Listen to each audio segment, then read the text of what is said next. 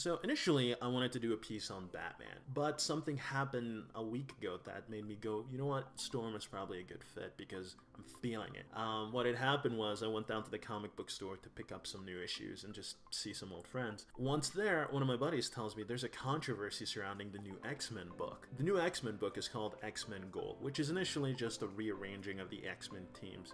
After the events of Secret Wars, all new and all different Marvel, including X-Men versus the Inhumans, the teams are all over the place, so this is another way of just putting them back in order. And the controversy was that the artist that Marvel had hired to do the illustrations for this issue had taken upon himself to add some anti-Semitic and anti-Christian rhetoric in his artwork, which was just so sad.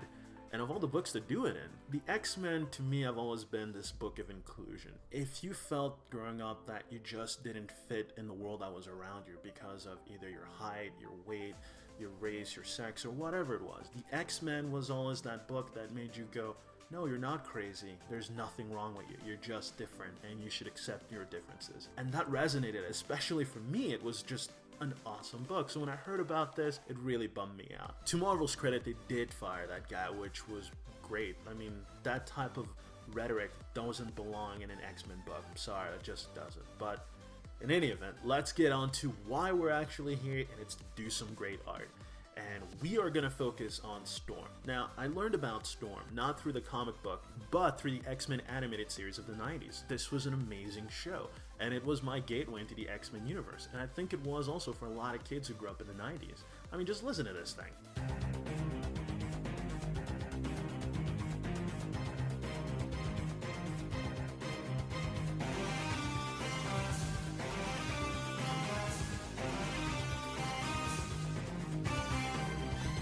The reason Storm stood out to me was I loved her backstory. After her parent died, she was raised in the streets of Egypt as a pickpocket, a thief, and then found by Charles Xavier and then called to something greater than herself.